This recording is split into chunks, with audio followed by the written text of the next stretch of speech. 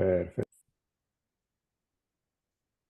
Hola, buenas noches a todos. Tenemos hoy una sesión más del grupo de Cosmología y Astrofísica de la Agrupación Astronómica de Madrid. Soy Pedro Valcárcel, el coordinador del grupo.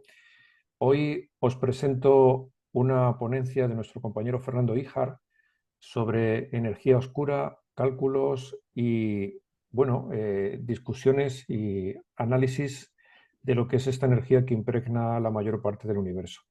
Fernando es compañero nuestro del grupo de Cosmología y Astrofísica, lleva ya varios años y ha dado varias charlas de cálculos de diferentes conceptos y objetos astronómicos. Y sin más preámbulo, Fernando, te doy la palabra y adelante. Bueno, pues buenas tardes para todos y vamos a hacer en esta charla un repaso de la energía oscura desde el punto de vista de cálculos sencillos, pero que ayuden a entender la naturaleza posible que tiene y cómo se comporta, porque hay muchísimo estudio en la materia, en la energía oscura y merece la pena asomarse un poquito a algunos de los cálculos que dan cierta luz de por qué ocurre lo que ocurre con ella, ¿no? Dado que es la fuerza más potente que hay hoy día en el cosmos. Entonces, en la charla vamos a repasar, eh, tratar de contestar a tres preguntas. ¿Cómo apareció el concepto de energía oscura en los primeros modelos cosmológicos de antes de 1917? Después, cómo se demostró experimentalmente que las medidas que había del cosmos exigían que tenía que existir una energía repulsiva en el cosmos. Y después, qué características tiene desde el punto de vista descriptivo de la matemática, de la cosmología matemática, y qué naturaleza puede tener. Al final no se sabe qué naturaleza tiene, pero hay tendencia a pensar que es energía del vacío, como vamos a ver, y cómo se puede llegar a demostrar que es esta energía de vacío. Entonces, el recorrido que vamos a hacer es lo que he comentado ya. Primero, ver el concepto de energía oscura, en qué consiste este concepto, qué hallazgos experimentales hubo, cómo nos dedicaremos un tiempo a ver el modelo cosmológico, porque la energía oscura está entroncada totalmente en el modelo cosmológico estándar que tenemos, el lambda cold dark matter. Ah, Y por último, dedicaremos el tiempo, como he dicho, a recorrer posibilidades de cuál es su naturaleza. Entonces, para entrar en materia, tenemos que recordar siempre el modelo cosmológico actual de dónde sale. Pues sale de unas bases metafísicas que tocan la filosofía de la ciencia. Eh, Después hay unas bases teóricas, que es toda la geometría de Riemann y la teoría de Einstein de la relatividad general con su principio de equivalencia, y también del modelo estándar de partículas. Porque es necesario saber cuál es la materia del universo, que está compuesta pues, de las partículas del modelo estándar, para saber qué energía domina en cada momento, y de ahí nos nace el modelo estándar. Y después, la tercera base son las bases observacionales. Entonces, observacionalmente tenemos varios hitos en la historia de la ciencia que han marcado mucho el que se haya llegado a la energía oscura. Por un lado, el desplazamiento al rojo de Hubble de 1929, que mostró pues, que había un estiramiento del espacio en el cosmos. Hay una radiación cósmica de fondo de 1965 demostrada que ha dado lugar a un estudio muy profundo de cómo se analiza y qué deducciones se hacen de ella, que sale la energía oscura. Después, también otro punto importante es las curvas de rotación galáctica que han dado lugar a lo que es la materia oscura, que es unos 5 veces mayor que la materia visible. Esto tiene importancia y relación con la energía oscura en cuanto a que es una parte importantísima de la energía total del universo. Por otro lado, tenemos la estructura a gran escala del universo, que se demostró que era la materia fría oscura. Por otro lado, el alejamiento de las supernovas 1A han hecho ver en 1998 que se alejaban de forma acelerada, con lo cual había que meter un término de estiramiento acelerado del espacio, que es el que da lugar a la energía oscura. Y por otro lado tenemos el análisis de las anisotropías del fondo cósmico de microondas, de la sonda Planck, del 2009, que ha dado lugar a demostrar que existe una energía oscura, aunque no puede cuantificarse con esta prueba, sino simplemente se ve que tiene que haber una energía oscura por un efecto que aparece, pero lo veremos ahora, pero no puedes cuantificar cuánta hay. Eso se cuantifica con, con las supernovas, el alejamiento acelerado. Con eso es con lo que se cuantifica. Y por último, los mapas de lentes gravitatorias que se están haciendo desde el 2010 han ayudado también mucho a mostrar pues, el panorama en el universo de tanto de materia oscura como de energía oscura. Después todos estos datos, las bases teóricas y los datos observacionales, tratan de modelizarse mediante las ecuaciones de Friedmann-Lemaitre, que son las ecuaciones que trasladan la teoría general de la relatividad de Einstein al universo. Y en estas ecuaciones son dos ecuaciones, una de fuerza y otra de energía, pero tenemos tres variables. Entonces las tres variables claves del universo son el estiramiento del espacio, la densidad de energía que hay en el universo y la presión que existe en el universo. Pero como tenemos tres variables y dos ecuaciones, fue necesario incluir una tercera ecuación, que es la ecuación de estado, que es la que relaciona la presión con la densidad. Y esto sale de considerar el modelo estándar de partículas, porque cada familia de partículas tiene un comportamiento distinto.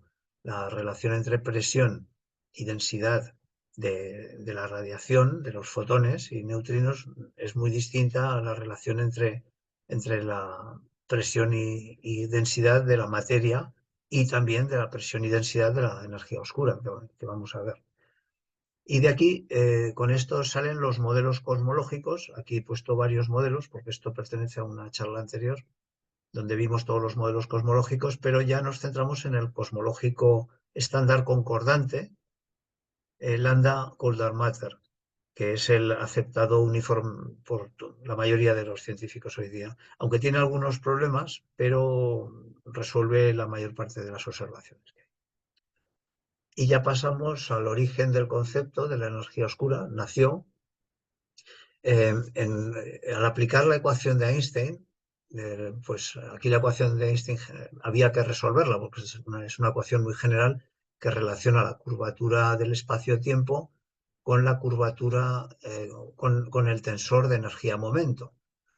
Pero todo esto hubo que resolverlo. Y entonces en esta ecuación, aquí tenemos un término, que es el término de energía oscura, que se metió posteriormente porque inicialmente este término no estaba, pero se tuvo que poner para conseguir que el universo no colapsara sobre sí mismo inmediatamente y que tuviera una cierta estabilidad. Entonces esta constante cosmológica, que es la lambda, se estimó en un valor de 10 elevado, ahora lo veremos cómo se calcula, 10 elevado a menos 52 metros elevado a menos 2. Esto lo propuso Einstein cuando se trataron de resolverse la ecuación de Einstein para un universo estático, en el cual, ¿qué significa estático? Pues que el factor de escala del espacio no cambiaba, la velocidad de cambio era cero y la aceleración, por supuesto, era cero. Ahora estas no son cero. Entonces, ¿qué significa factor de escala? Pues aquí tenemos esta relación importante. Por un lado tenemos una distancia, se llama distancia propia, que es la que mide un observador, y esta distancia propia es igual a un radio covariante, una distancia covariante, es decir, una distancia que no va a cambiar en el tiempo, multiplicado por un factor de escala que sí que cambia con el tiempo. Entonces, la distancia que medimos es igual al radio covariante multiplicado por el factor de escala, es el factor de estiramiento del espacio. Y si esto lo derivamos respecto del tiempo, nos sale que la velocidad de cambio de una distancia es igual a la velocidad de cambio del factor de escala multiplicado por el radio covariante, que es la distancia desde nosotros a un objeto en el cosmos, que no cambia, lógicamente. Entonces, desde la primera ecuación de Friedmann, que veremos ahora en la tercera página, en esta la primera ecuación de Friedman, que es la ecuación de fuerzas. Si ponemos en esta ecuación W igual a 0, veremos por qué, que aproximadamente es 0, o sea, este es un factor que relaciona la densidad con la presión, es aproximadamente 0 para la materia. O sea, en un universo de materia, que era el que proponía Einstein, nos sale este resultado, que lambda es igual a 10 elevado a menos 53 metros elevado a menos 2. Y esto es lo que calculó Einstein en su momento para una densidad de materia muy similar a la densidad crítica del universo. Crítica quiere decir un universo plano, que no tiene curvatura. Entonces, eh, para justificar este lambda, se propuso una relación, una fuerza repulsiva, porque si no se suponía que el universo colapsaba sobre sí mismo, porque la única fuerza que quedaba era la gravedad. No había una fuerza que expulsara la materia para que no colapsara. Entonces se proponía una ecuación de que la fuerza es igual a esta constante, lambda, propuesta por Einstein, por el factor de escala por la masa. Es decir, esto es muy parecido, a los físicos esto y los ingenieros lo recuerdan, que esta es la ecuación del oscilador armónico, es decir, que la fuerza es proporcional al estiramiento del muelle, de la masa que estiras, pero con una diferencia, que el oscilador armónico tiene un signo menos, es decir, cuanto tú más estiras, más fuerza de recuperación tiene el muelle y te contrae y te lleva a donde estabas al principio. Aquí es al revés. Aquí no hay un signo negativo, con lo cual al estirarte te sigues estirando constantemente. Es decir, el oscilador armónico es uno de los instrumentos que empleamos en física para explicar pues muchísimas cosas, que aunque realmente es una idealización de que la materia está compactada, está sujeta y no se disgrega, en pequeños movimientos, en pequeños desplazamientos del estado de equilibrio. Este es el oscilador armónico y funciona para todo tipo de fuerzas, para fuerzas gravitatorias, electromagnéticas, es decir, es lo que mantiene a las cosas coherentes, que no se dispersan, que los átomos no se dispersan y está dominado por esta fuerza del oscilador armónico que retrae a la posición inicial lo que había. Vemos que la fuerza propuesta repulsiva hace lo contrario, es decir, cuanto más te alejas, la fuerza es proporcional al alejamiento y es proporcional a la masa, a las masas que se alejan. Entonces, para una masa 1, vemos que la aceleración de alejamiento es igual a la lambda por c cuadrado por la distancia a la que están estos objetos. Es decir, cuanto más separados están, más se alejan. Esto es la esencia de la energía oscura. Y realmente esta ecuación, obtenida de esta forma, simple, no es exacta. Realmente veremos que según la ecuación de Friedman, ecuación de fuerzas de Friedman, es un tercio. O sea que esto hay que multiplicarlo por un tercio para que sea así.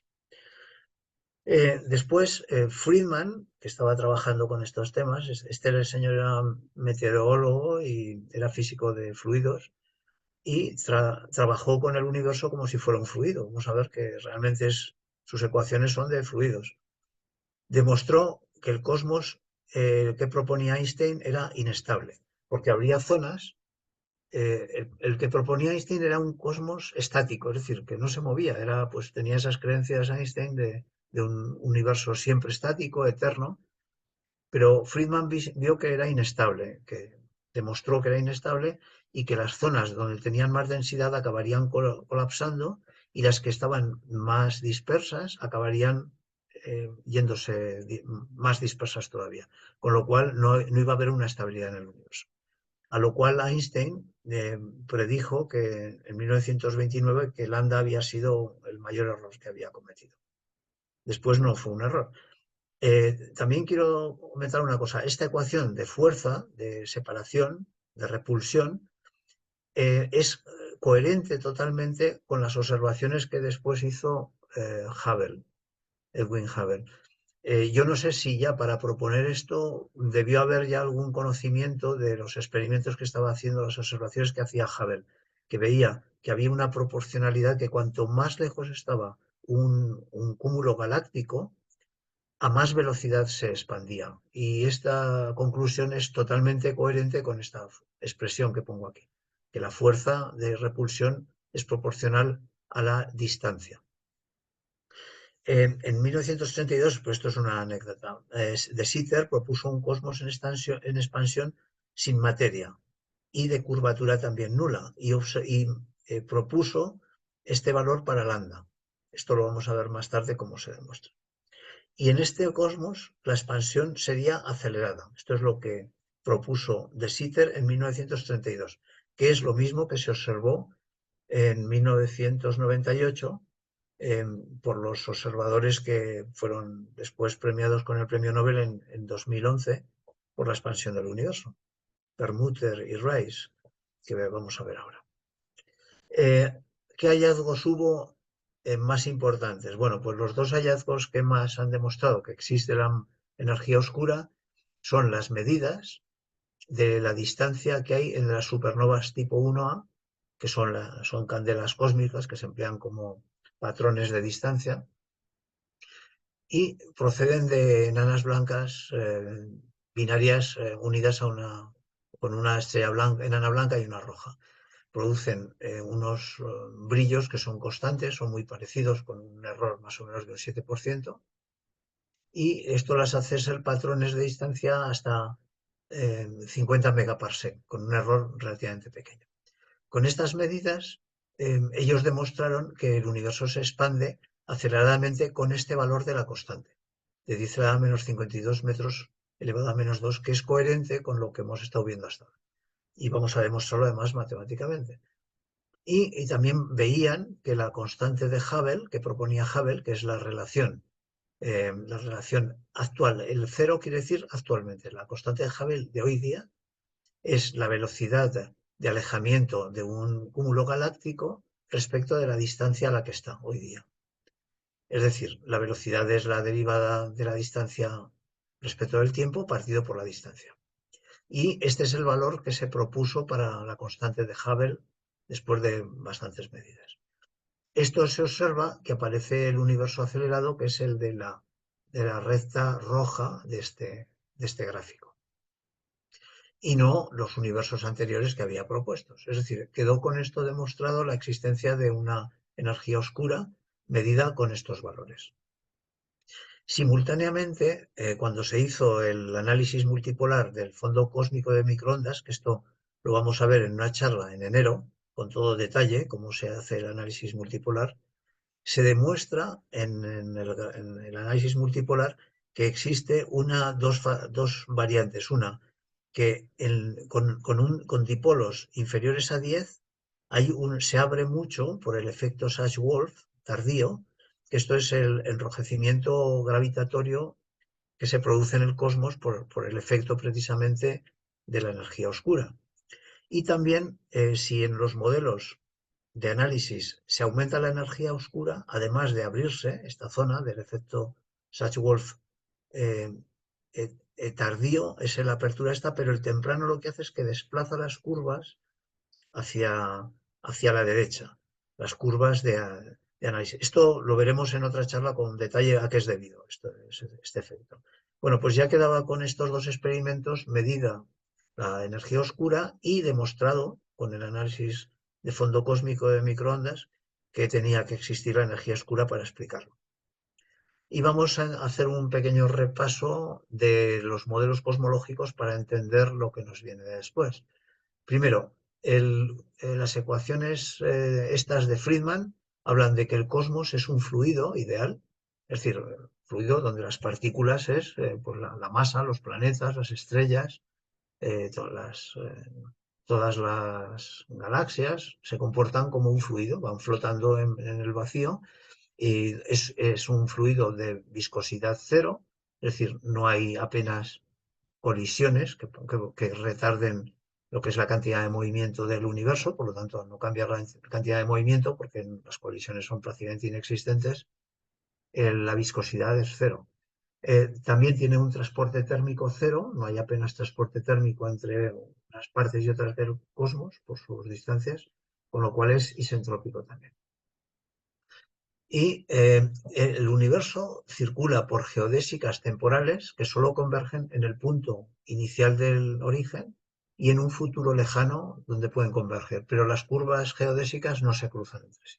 Este es el principio de Weyl. Y después las ecuaciones de Friedmann-Lemaitre de 1922 eh, habla de que tenemos los modelos, nos van a dar lugar a los modelos cosmológicos que vamos a ver ahora y de donde sale precisamente la energía oscura como una de las soluciones. Eh, solucionando las ecuaciones de Einstein y respetando el principio cosmológico y metiendo también el postulado de Weyl, interpretamos, que vamos a interpretar a continuación las ecuaciones de Friedmann-Lemaitre. Friedman era, como he dicho, un meteorólogo y físico de fluidos ruso que murió muy joven, murió me parece que de tifus con menos de 40 años, y Lemaitre era un sacerdote belga que fue después muy cuestionado por los físicos por ser sacerdote, pero la verdad es que hizo un gran trabajo y sobre todo un gran enemigo de él fue Hubble, porque no soportaba que un sacerdote predijera lo que él había encontrado, pero bueno, eso es otra historia. Entonces, tenemos la ecuación primera de fuerzas, esta es una aceleración, es igual al primer término, que es una fuerza newtoniana. ¿De dónde sale la fuerza newtoniana? Pues aquí lo explico. La fuerza es igual a la masa por la aceleración. La aceleración es 2 puntos, quiere decir la derivada del espacio respecto del tiempo 2 veces, o sea, lo que se llama g, que es metros por segundo al cuadrado, ¿no? Y esto, si eh, sustituimos esta fuerza, tiene que ser igual a una fuerza gravitatoria, pero con el signo menos, es decir, que se atrae, ¿no? Se atrae. Entonces, si la masa es igual al volumen, que es 4 pi tercios por el radio al cubo del universo, por la densidad del universo, entonces sustituimos la masa aquí y esta masa pequeñita de uno de los componentes del universo se nos va con esto, nos queda que la aceleración que se observa en el universo es igual a 4 pi g partido por 3, haciendo las cuentas, por ρ. Pero además había que meter una densidad, porque esto estaba preparado solo para materia. Pero después se descubrió con las ecuaciones de Einstein que la radiación tiene también una densidad. Eh, hay una densidad de radiación que procede de que existe una presión de radiación. O sea, el Sol nos ejerce una presión, la radiación solar hace una presión contra nosotros, que estamos fuera del Sol.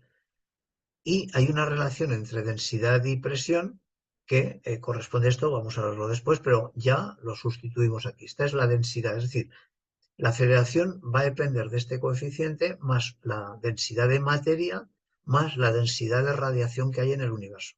Y esto multiplicado por A, por A, que es el radio, ¿no? Que nos daba aquí a cuadrado, a cubo partido por A cuadrado, pues nos da A. Y a esto hubo que ponerle la ecuación de la energía oscura, que es la fuerza de repulsión que hace un momento hemos visto, que es 1/3.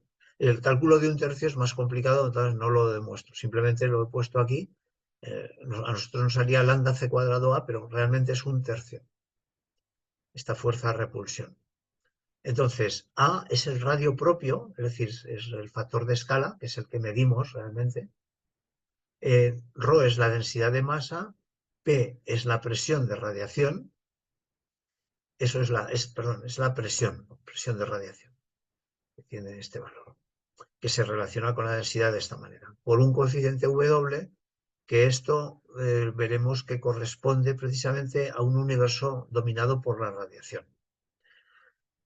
Entonces, como presión, la densidad de radiación es esto.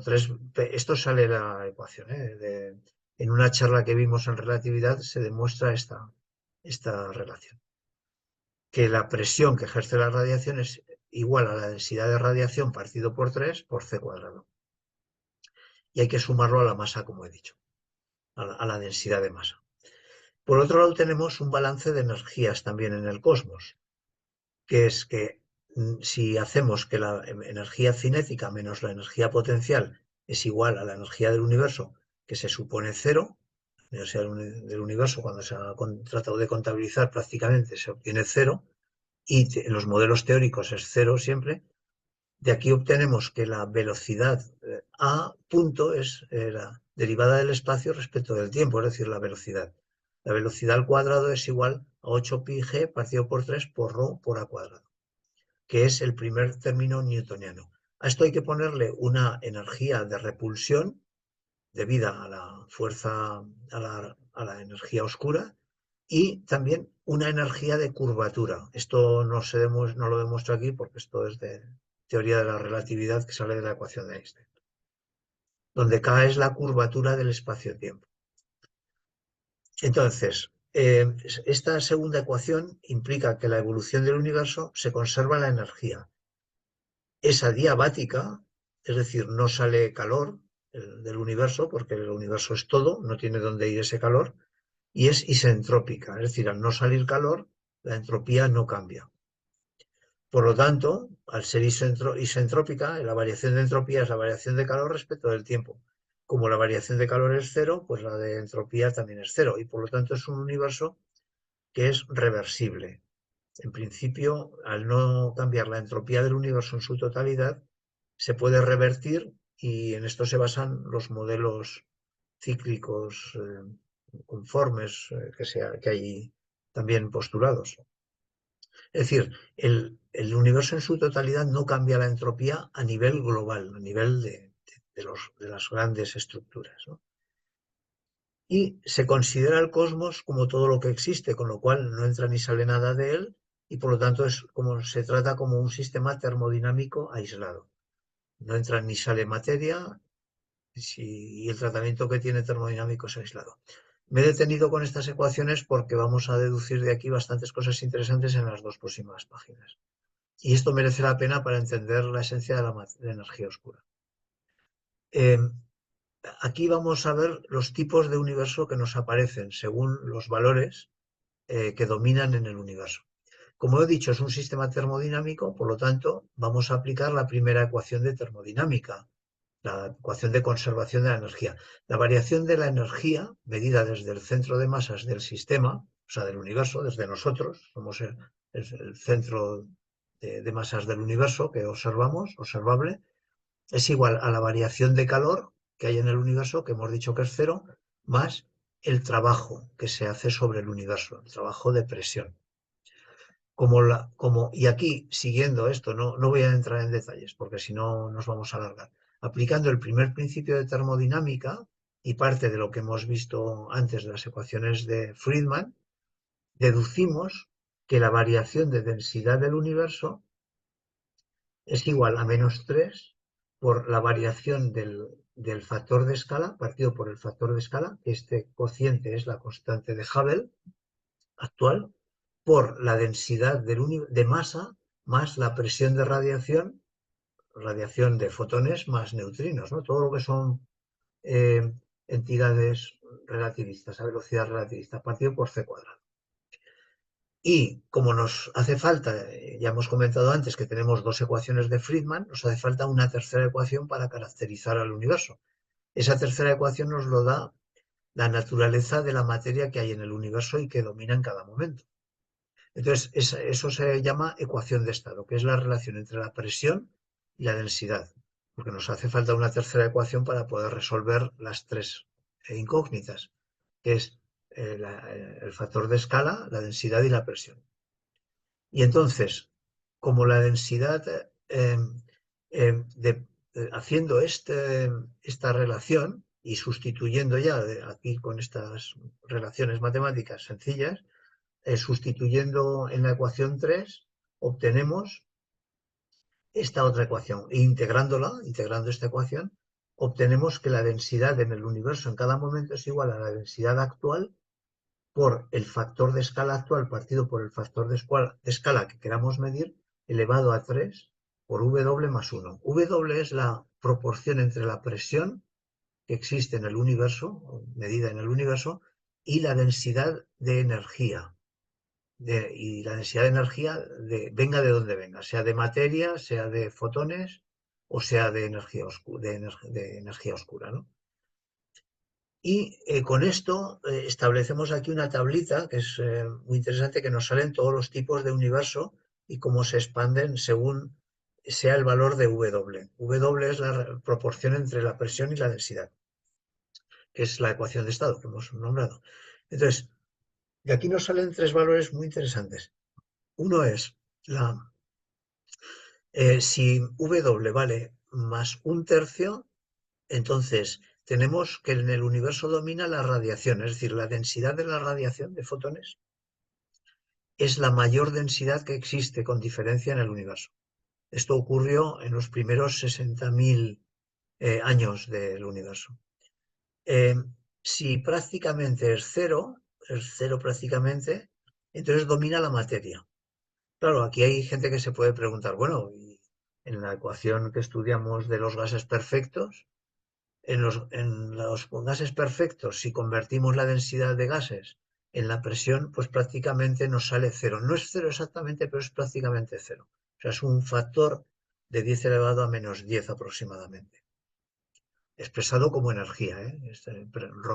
Densidad, pero densidad multiplicado por c cuadrado para convertirlo en energía. Es decir, la presión medida en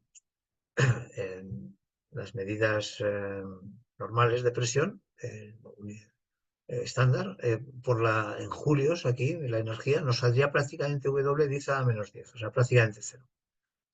Y esto nos da universos desacelerados, decelerados, ¿no? Se colapsarían.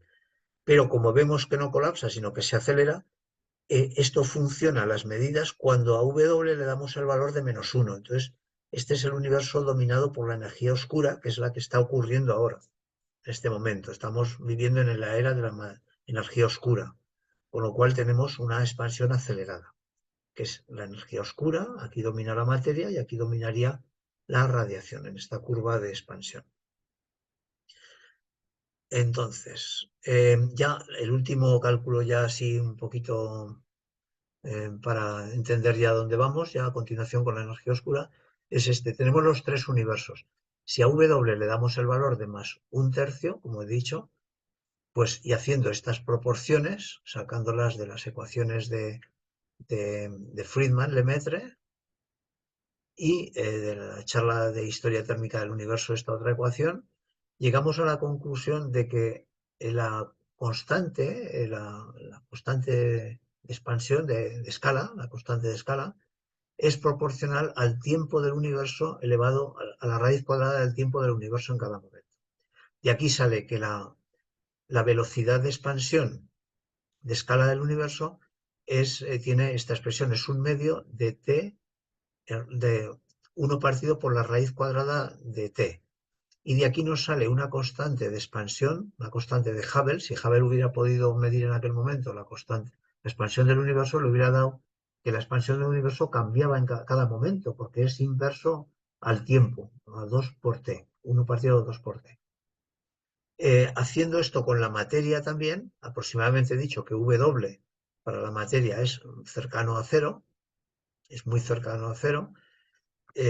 Entonces, y haciendo pues también estas transformaciones matemáticas, también como la densidad de materia es inverso al cubo de la expansión de escala, en el caso de la radiación a la cuarta potencia, en el caso de la materia es al cubo, pues nos sale que la expansión de escala, cuando el universo está dominado por la densidad de materia, depende también del tiempo. Y tiene una velocidad de expansión dividido uno por otro, nos da la constante de Hubble, que es también inversa al tiempo, 2/3 por el tiempo.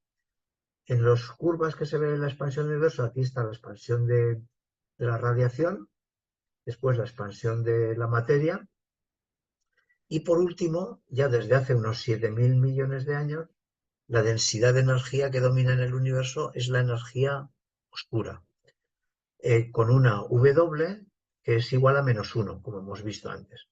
Como además la curvatura en todos los momentos la hemos puesto cero, porque se supone que la curvatura del universo prácticamente es cero, estamos en un universo euclídeo, y en estos casos la constante la constante de energía oscura no dominaba, pero en esta época ya sí, es distinta de cero, aquí domina la constante de energía oscura.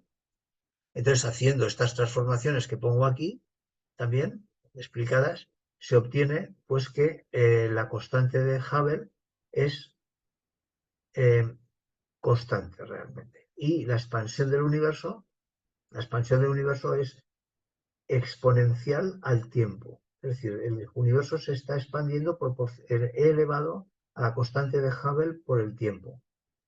Y con esto se puede parametrizar, midiendo el tiempo en segundos, podemos ver la escala en cada momento del universo que tenemos en cada una de las tres grandes eras.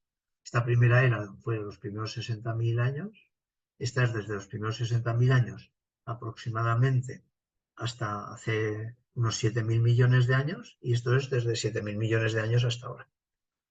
Y ya entramos directos, bueno, otra cosa más también, en cómo es el universo actualmente, qué densidades tenemos. En el universo, si hacemos, vamos a calcular la densidad crítica para que, densidad crítica en el universo significa la densidad para que su curvatura sea cero, según las ecuaciones de Einstein, de la relatividad general.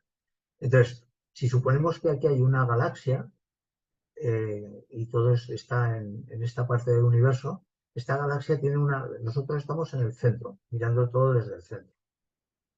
Entonces vemos que la galaxia se aleja con una velocidad. Entonces la velocidad, la energía cinética que lleva la galaxia tiene que ser igual a la energía potencial de atracción de toda la masa, de toda la esfera que la atrae. Haciendo esto, si la energía cinética transformando la velocidad por la constante de Hubble, como la constante de Hubble es la velocidad partido por R, por la distancia, transformamos aquí hacemos el cambio y nos da esta parte. Y la energía potencial es la energía de atracción de esta galaxia o este cúmulo galáctico por toda la masa, por toda la esfera que tenemos en el radio interior de donde está. Pues hacemos aquí la transformación también de la masa, con esta transformación, y estos dos términos los igualamos, es decir, la energía cinética es igual a la energía potencial, y de aquí despejamos ρ, es decir, la densidad que tiene que haber para que la energía cinética sea igual a la potencial, que es el criterio para curvatura cero.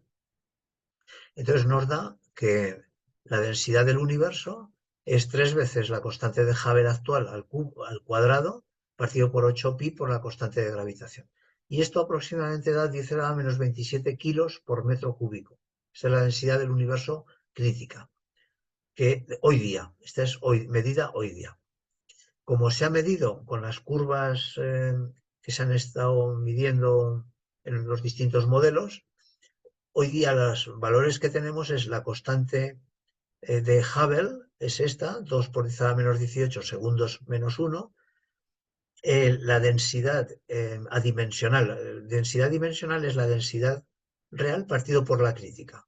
Es decir, la densidad real partido por la crítica nos da un valor adimensional. Y eso se pone como omega. La densidad adimensional de la materia es el 27%, 0,27. Aquí incluye la materia oscura más la materia bariónica, visible. La densidad de radiación es 5 por 10 a la menos 5 y la densidad de energía oscura es 0,73. O sea, el 73% del universo se compone de energía oscura. Porque estamos ahora en la época, viviendo en esta época.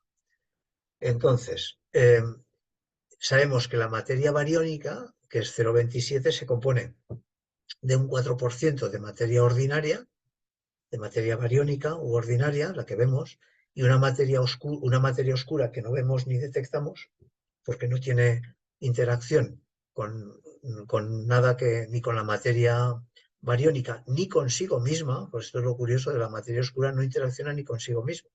Pero estamos hablando de energía oscura, olvidemos materia oscura, que es otra cosa distinta. Mientras que las estrellas, la densidad de estrellas es pequeñísima, o sea, las estrellas constituyen, que es lo que más vemos, pues constituyen, cuando hablo de estrellas hablo también de galaxias. Si la densidad de materia bariónica es 0,04, es el 4%, la densidad de galaxias, de lo que es ya estrellas y galaxias, sería el 0,8%, es decir, poquísimo del universo. Todo lo demás es polvo, objetos, planetas y agujeros negros, pero que no forman parte de lo que es lo que vemos, ¿no? De las galaxias. Y la densidad de curvatura, pues podría tener varios valores, pero realmente es cero. Con todas las medidas actuales es cero. Y ya entramos en lo que es ya energía oscura, entender ya lo que es la energía oscura y parametrizarla, poder medir qué valores tiene. Bueno, pues eh, primero vamos a intentar ver la densidad de energía oscura que hay. Hemos visto antes que la energía oscura, por las medidas, es el 73% de la densidad crítica del universo. Con lo cual, como la energía oscura, esta es la densidad crítica, sustituyendo aquí y calculando los valores, pues nos da que la densidad de energía oscura en el universo es 2 por 10 a la menos 10 julios por metro cúbico. Y esto transformándolo en electronvoltios, que es como más se trabaja en cosmología, tenemos que tiene una densidad de 3 gigaelectronvoltios por metro cúbico, que es una energía pues relativamente no es pequeña, es altilla. Entonces, también lambda se puede obtener por relación con la constante de Hubble. Esta es otra forma también de calcularlo.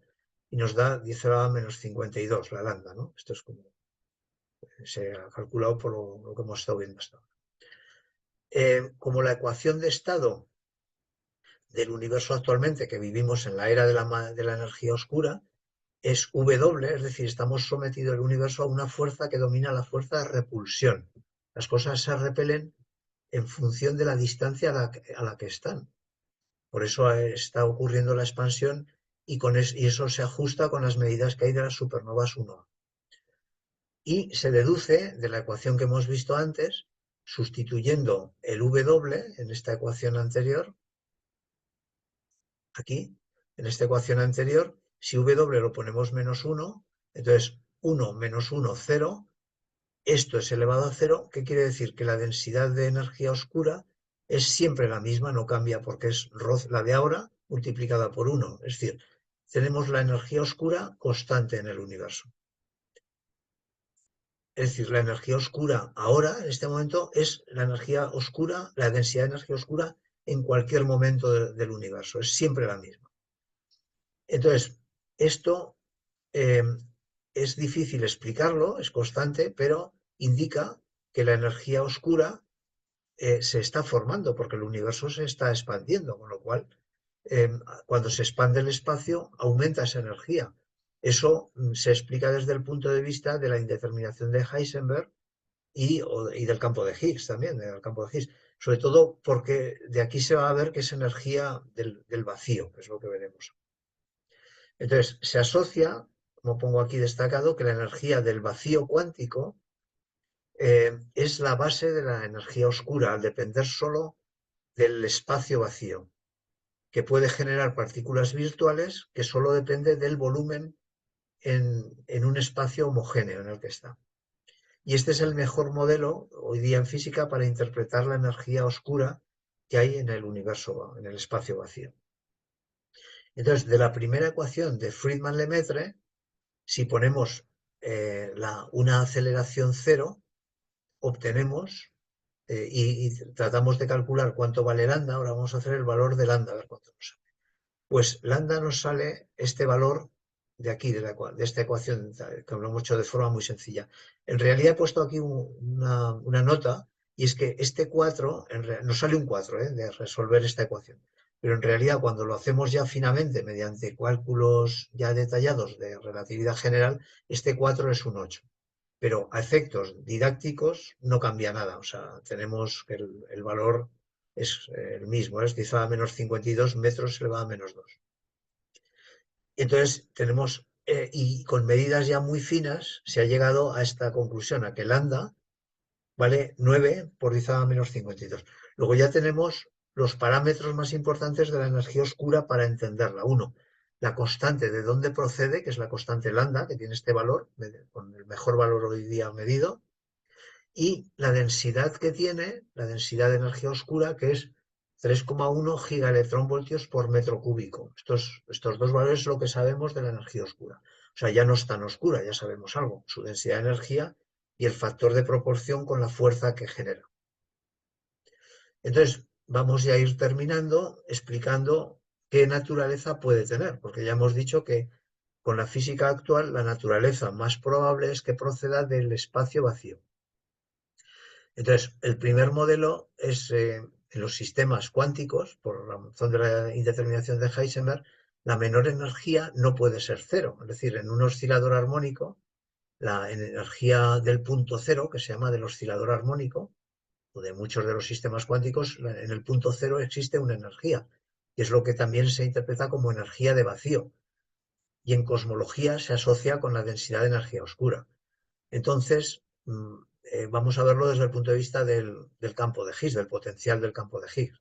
El potencial del campo de Higgs depende de dos variables. Depende de un parámetro de orden, un parámetro que mide el orden de la materia o de las especies que existen, las especies del modelo estándar que pueden existir en cada momento del universo, y de la temperatura.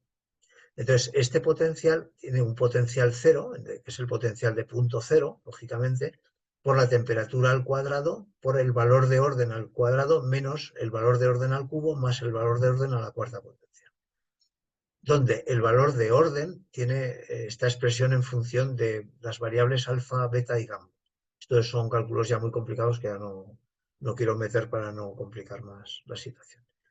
Entonces, el valor potencial se ha medido y coincide, siempre que se hacen medidas, con bastante coherencia todo, con el efecto Casimir, que es dos placas muy próximas que tienen una fuerza de atracción porque existen menos ondas dentro de las placas que fuera, por lo tanto existe una presión de la energía de vacío. El efecto Lamb, que es en el átomo de hidrógeno, un desplazamiento de las líneas del átomo de hidrógeno, y la estructura fina del hidrógeno también, que es sobre todo entre los orbitales 2s y 2p del hidrógeno. Y, también donde, bueno, lo que decía que phi es el orden, es el parámetro de orden que se emplea en el campo de Higgs, es lo que mide realmente el orden del campo de Higgs. Es decir, cuando hay un cambio de fase entre dos estados del universo, el phi es lo que cambia, es como el que cambia, por ejemplo, de agua que está en estado líquido a agua que está en estado vapor. Sería un poco la comparación. Entonces, ¿qué nos ha pasado desde el principio del universo? Pues en el principio del universo, en el estado inicial del universo, la temperatura era muy alta, entonces esto formaba un oscilador armónico. Formaba una ecuación, la potencial de Higgs, que está aquí, realmente era un oscilador armónico, como tiene realmente una parábola de oscilación armónica para pequeños desplazamientos. Pero al bajar la temperatura, por la expansión que hubo al principio, en la primera fase de expansión, tras la era Gut, hubo una expansión rápida, porque hubo aquí una inflación cósmica brutal. Entonces, la ecuación del potencial de Higgs ya no sigue el potencial armónico, sino que cambia porque depende de la temperatura. Y entonces ya el universo pasó a un estado, o bien por tunelación cuántica, o bien por salto de este potencial que había que superar de Higgs, a un estado de falso vacío inicial, que es tras la inflación cósmica, ¿no? Entonces, en este momento estamos en un estado de falso vacío actualmente, que tiene un potencial, como he puesto aquí, desde hace unos 7.000 millones de años. En la figura D, estamos aquí en este estado de falso vacío. El campo tiene un campo de Higgs de 246 gigaelectronvoltios, que es un campo alto, pero está cayendo a otro estado lentamente por la expansión cósmica, y puede ser que por una tunelación cuántica pueda pasar a un estado de vacío verdadero donde se disgregaría el universo, pero el cálculo actual por tunelación cuántica da que ocurriría dentro de 10 elevado a 500 veces la edad, 10 10 elevado a 500 veces la edad del universo actual. O sea que pasará, pero tardará mucho. Y seguimos con el mismo modelo, un poco explicándolo más, como los pozos de energía potencial que existen son osciladores armónicos. Este es el oscilador armónico en el inicio del universo, decía que seguía una parábola. En el punto cero, es decir, cuando el valor más bajo de energía, cuando el estado cuántico inicial de energía es cero, ocurre que tenemos una energía, que es la energía de punto cero, que es un medio de la h de Planck barrada por por la frecuencia angular, que es la energía de vacío de punto cero. Entonces, vamos a calcular cuál es la densidad en el momento de Planck, qué densidad de energía había de esta energía de punto cero. Pues será igual a la energía de Planck, que la conocemos, partido por el volumen de Planck, haciendo que más o menos la energía de Planck era la energía de punto cero de Planck, partido por la longitud de Planck al cubo. Pues esto nos sale que es 2,4 por 10 a 113 julios por metro cúbico. Es decir, si lo transformamos en gigaelectronvoltios, para compararlo con la energía de vacío que está medida actualmente, es 1,5 por 10 a 123 gigaelectronvoltios. Y esto es lo que tendría que darnos la energía de vacío actualmente, porque realmente la densidad de energía de vacío no ha cambiado de ahora a como era en la época Planck. No debería haber cambiado. Pero al compararlo vemos que dividiendo eh, la época inicial, la época Planck, aquí me equivoco, esto es Rho Planck, partido por Rho 0, o Rho lambda actual, esto es Rho 0 o Rho lambda, no se parece en nada, pasa de 10 a la 123 a 3.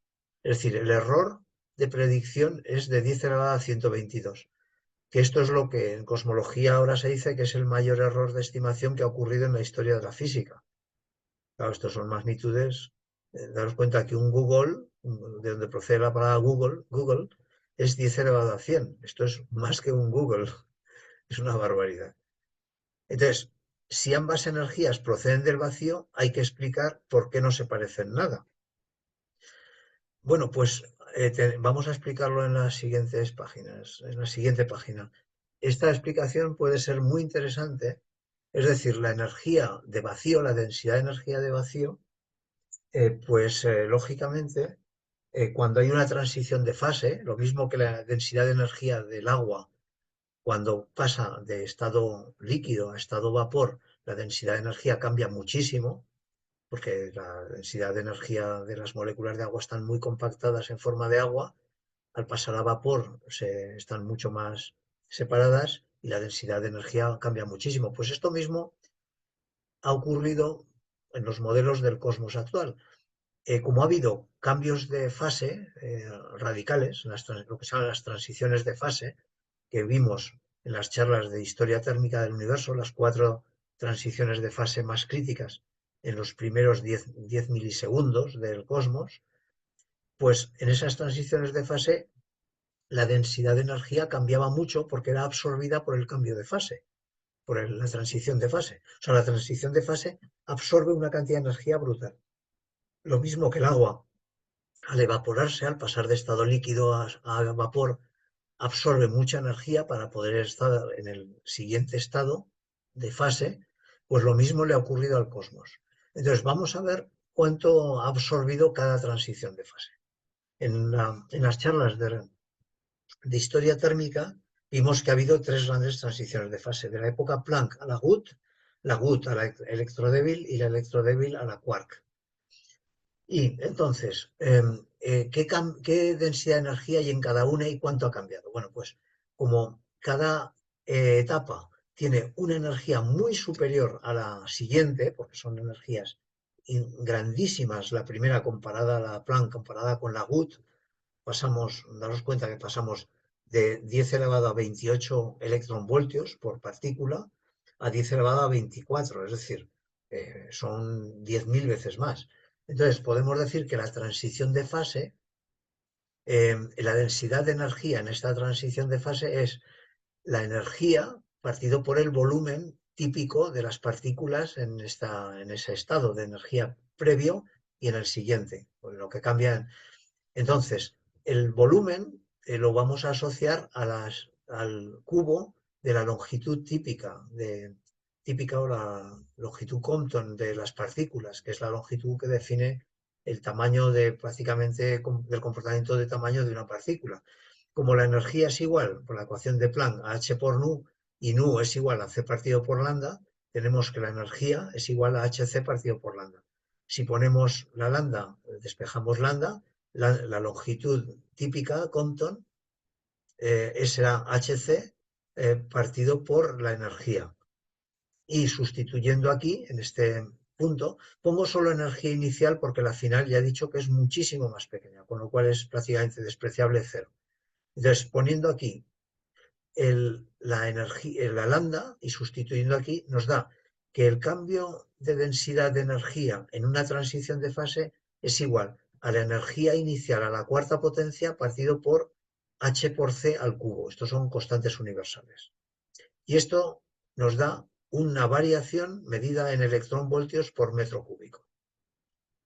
Si eso hacemos una tabla, vemos que ponemos aquí en cada tiempo, en cada momento que ocurrió la transición de fase, la Planck-Wood ocurrió en 10 a la menos 44 segundos, cuando se sale de la época Planck.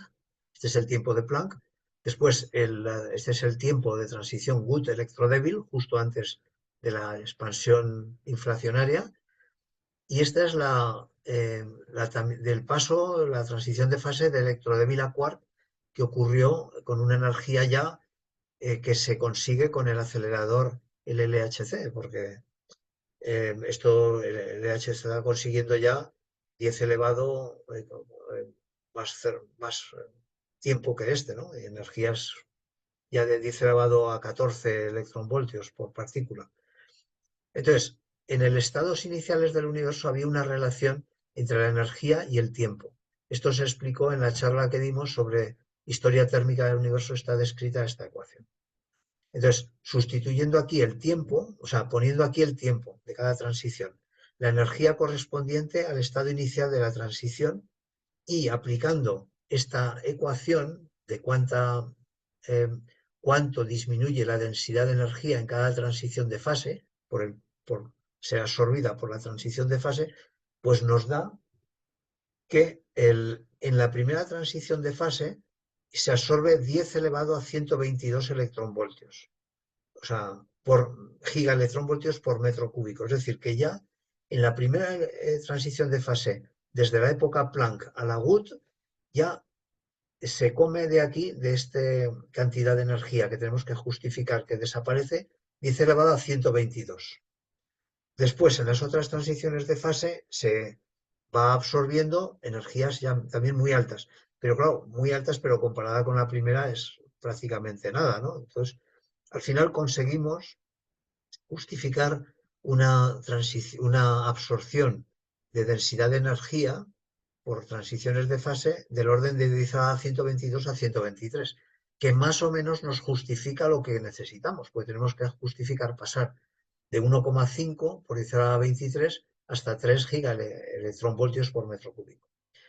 Pero la pregunta es, ¿cuán fino ha tenido que ser esto para, entre todas las transiciones de fase, llegar desde la última, que fue la transición electrodébil a quark, cómo se ha podido, incluso la cuarta sería de quark ya a hadrones, sería ya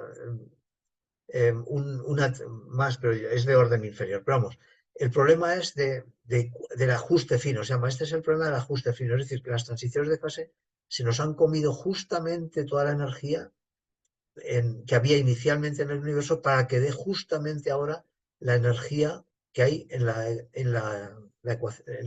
densidad de energía que tiene la energía oscura actualmente en el universo, que es constante ya. Ahora es constante porque ahora no hay transiciones de fase. También, o sea que ya hemos podido justificar que posiblemente haya desaparecido toda esa densidad de energía tan gigantesca que había por transición de fase. Pero ahora nos queda una duda también que planteo aquí.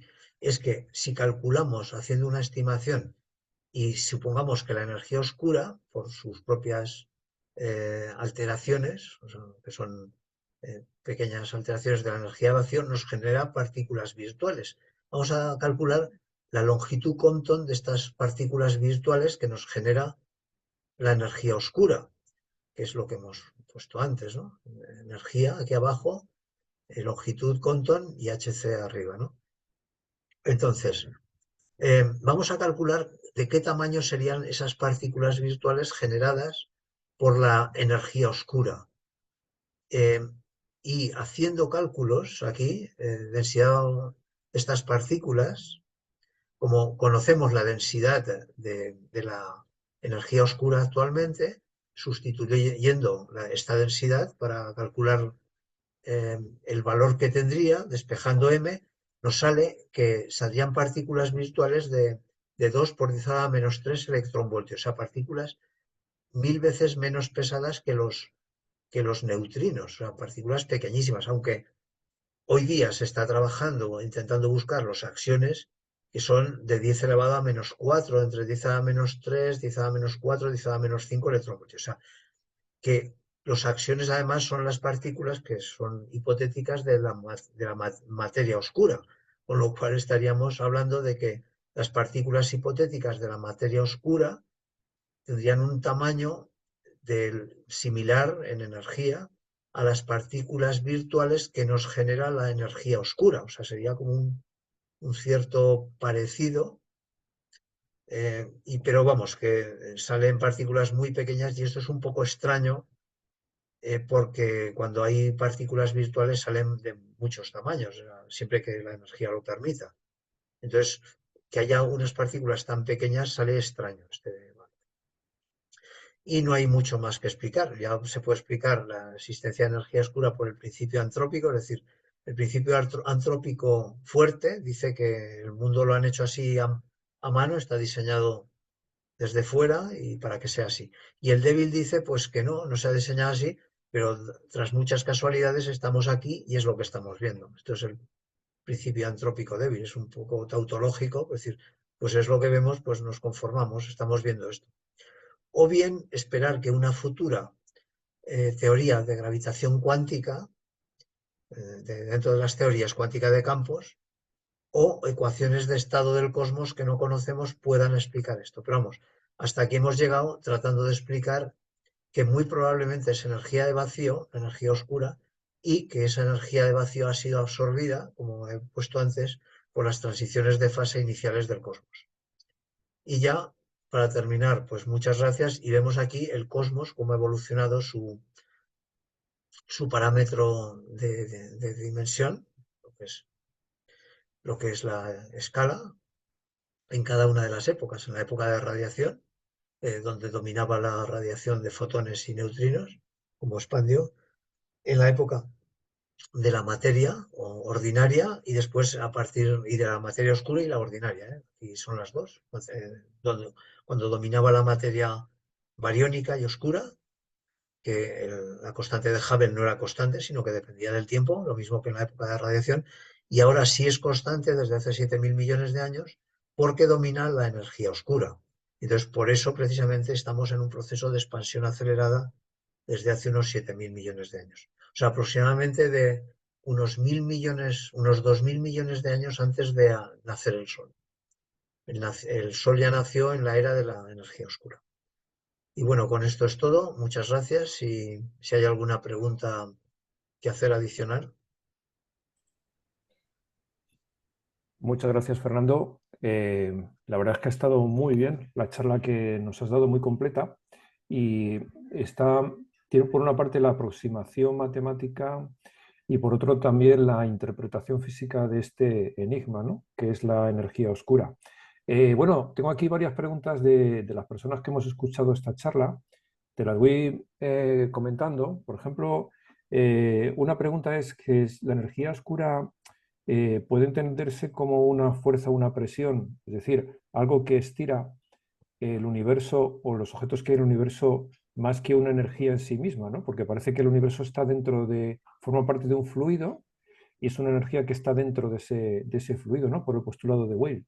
¿Qué es? O sea, ¿se puede entender como una fuerza o presión más que como una energía o también como una energía? Sí, mi opinión es que es todo, se puede interpretar como fuerza, evidentemente es una característica que la puedes caracterizar como fuerza, con un valor de fuerza repulsiva, como he puesto en esta ecuación, que depende de la lambda, que la hemos valorado ya, por la distancia entre dos cuerpos, por la masa de los cuerpos convertida en energía. O sea, como fuerza, por supuesto, se puede entender. Se puede entender como presión también, desde el momento que, que la constante de la ecuación de estado vale -1. Esto es importante. Aquí he puesto una nota que precisamente es muy oportuno este comentario, ¿no? que me hacen. Primero, la presión en un fluido homogéneo es escalar, o sea, no se puede hablar de que la presión tiene una dirección. Lo que pasa es que estamos acostumbrados en el mundo ordinario, en el mundo en el que vivimos, que la presión cuando nos aprietan en una dimensión, o sea, es como un vector, ¿no? Pero la presión no es un vector, es un escalar en los fluidos homogéneos. O sea, en un punto de ese fluido, ese punto nota presión en todas las direcciones. Entonces, la presión en un fluido heterogéneo, por ejemplo, no, sería distinto. En un sólido, la presión es un tensor, realmente es una magnitud tensorial. Pero en un fluido que es homogéneo es un escalar. Con lo cual, la energía oscura es una presión también, es una presión negativa. Es decir, en cada punto del espacio es como que absorbe, que es como que el espacio está absorbiendo, expulsando todo lo de alrededor eh, para que crezca el espacio. El espacio como que está creciendo y no hay presión hacia adentro, sino es todo hacia afuera, ¿no? Aunque la expansión sí es vectorial, la expansión se expande hacia afuera, pero el concepto de presión es importante. Lo he querido un poco, no sé si aclarar o confundir todavía más, pero la presión es totalmente escalar, o sea, no puedes hablar de una dirección de una presión. En cambio, la expansión sí, la expansión es un vector. La expansiona porque expande en función de la velocidad, de la A punto, ¿no? De cómo varía el radio, el radio, cómo varía el espacio respecto del tiempo, en esa dirección, ¿no? Del radio, ¿no? Pero la presión, ¿no? Es un concepto que es homogéneo, ¿no? En un fluido homogéneo es un escalar, claro. Pues esto se puede interpretar como todo, como presión, como energía o como fuerza. Vale, vale. Entonces, si la energía oscura, bueno, he entendido que si es una fuerza repulsiva, se podría entender que es una presión negativa. ¿Es Sí, así? Correcto. Vale, vale. sí. Em, otra pregunta, una pregunta muy filosófica, ¿no? Porque materia oscura y energía oscura tienen el mismo objetivo, oscura, ¿no? Y realmente, en principio son conceptos diferentes, pero ¿tienen alguna similitud o algo que las haga comunes en alguna característica, según tu opinión?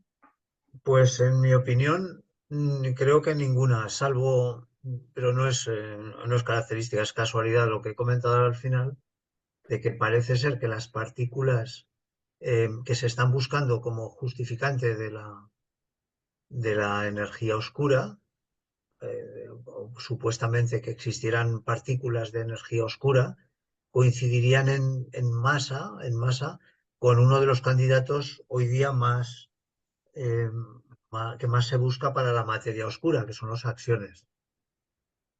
Entonces ahí coincidiría que serían partículas de un tamaño parecido, pero su comportamiento es totalmente distinto. No tiene que ver porque la energía oscura tiene una naturaleza de separación.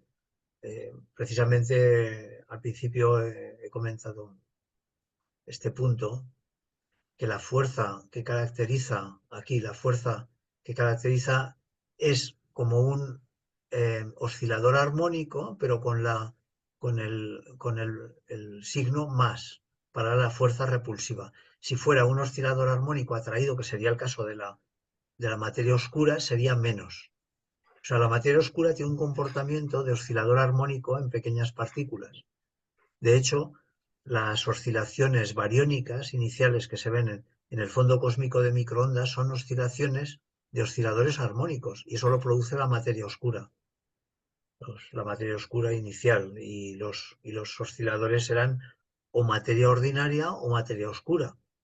Pero vamos, la materia oscura influye mucho, es una energía cohesiva que une las cosas, mientras que la materia oscura cohesiona, hace que el universo esté pegadito todo y no se despegue todo y se vaya por su lado.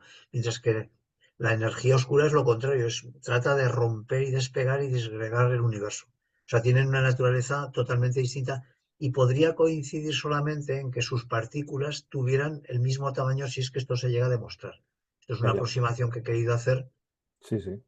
que la he comentado, algún físico piensa que puede tener cierto sentido, pero sería una casualidad que los axiones tuvieran una masa similar a la masa de las partículas que pudieran ser, digamos, las vibraciones de la energía oscura, porque una partícula no deja de ser la vibración de un campo. O sea, el Ujú. campo de la energía oscura tendría vibraciones del mismo tamaño que el campo de vibración de la materia oscura. Sí, es que pero sería una casualidad, yo creo, más que nada. Pero es el único parecido que le veo. Sí, sí, de hecho la materia oscura tiene otras teorías de formación, no solamente partículas microscópicas, sino que bueno, hay otras teorías ahora Claro, de claro. Hay elementos muchos más astronómicos, sí, sí, candidatos. más candidatos.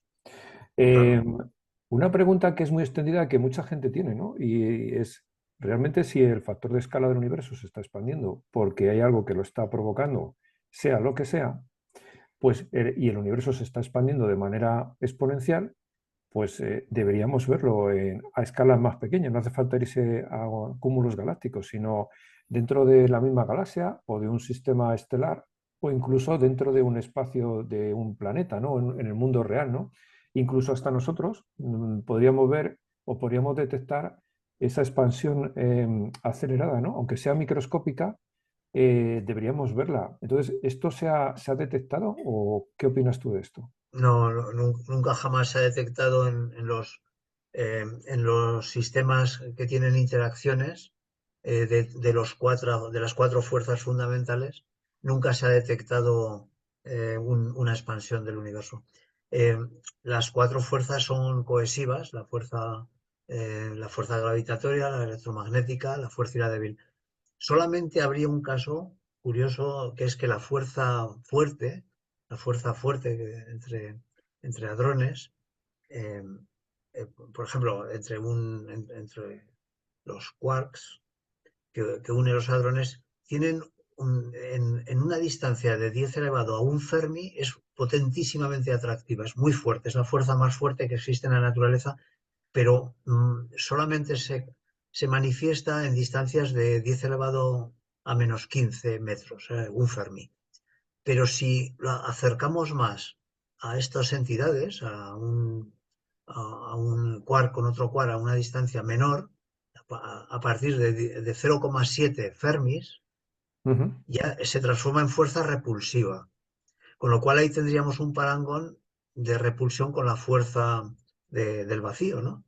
Podría ser que algún día se encuentre algún parecido, pero vamos, es una fuerza repulsiva a partir de 0,7 Fermis, mientras que la fuerza y las demás fuerzas todas se caracterizan por ser cohesivas.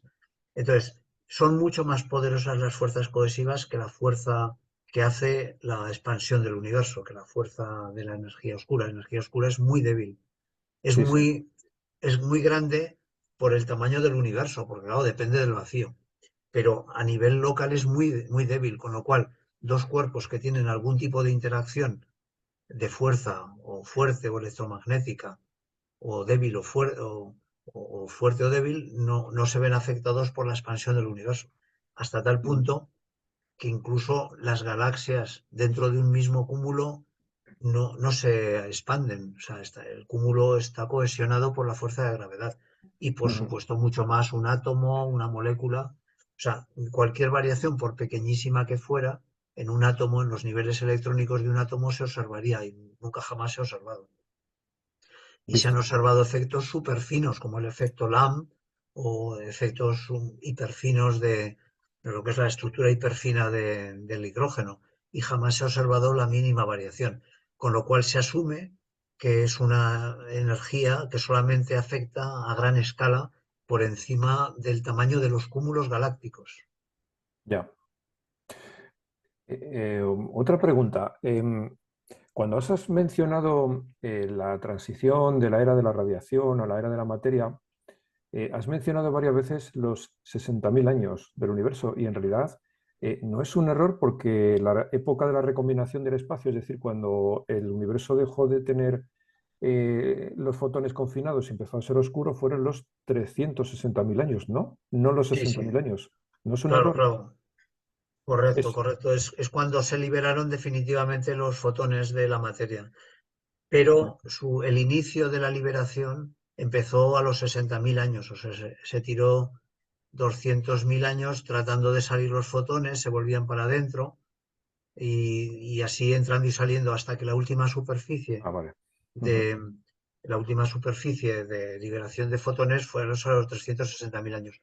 Pero el cambio de densidad, cuando empieza a dominar la energía de la materia sobre la energía de la radiación, es a los 60.000 años aproximadamente. Cuando se considera, según los cálculos, que a partir de 60.000 años la densidad de la masa es ya mayor que la densidad de la radiación, a Ya, partir de ya. ese tamaño. Visto. Una última cuestión que yo creo que tiene más que ver con la filosofía de la ciencia, más que con observaciones o cuestiones físicas, ¿no? En la carrera, por así decirlo, por conocer e interpretar la energía oscura, parece que al principio ganaron las matemáticas, ¿no? Las ecuaciones de Friedman, ecuación de estado y bueno, la conclusión de Einstein, que luego dijo que fue el mayor error de su vida, ¿no? Y después, digamos que las matemáticas pusieron encima de la mesa un hecho inexplicable, ¿no? Que era esta expansión acelerada. Y después esto se desechó hasta las observaciones de las supernovas 1A, ¿no? Que Claro. parece que volvió otra vez. Es como si las matemáticas hubieran echado la delantera a los hechos físicos o a la observación física, se desechó y luego realmente los hechos científicos dieron la razón a las matemáticas, ¿no? Sí, sí, totalmente. Bueno, me parece que es una historia muy curiosa el cómo hemos evolucionado o cómo hemos llegado a entender este concepto. Pues Fernando, no hay más preguntas. Yo te doy las gracias por el esfuerzo de esta presentación.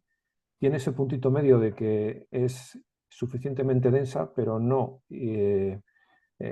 inasumible, ¿no? Para una mente con un cierto conocimiento matemático y ha tenido ese concepto de interpretación física y de conocimiento de las limitaciones que tenemos, ¿no? Aparte de las interpretaciones, hasta dónde ha llegado la ciencia con este enigma oscuro, que es oscuro porque no se desconoce que en este caso es la energía oscura. Pues Sí. sin más, muchísimas gracias otra vez, Fernando. Ha sido Mm. una charla muy bonita, maravillosa. A mí me ha encantado y esperamos tenerte próximamente en la siguiente charla del Grupo de Cosmología y Astrofísica de la Agrupación Astronómica de Madrid. Muchísimas gracias, Fernando. Venga, pues muchas gracias a todos.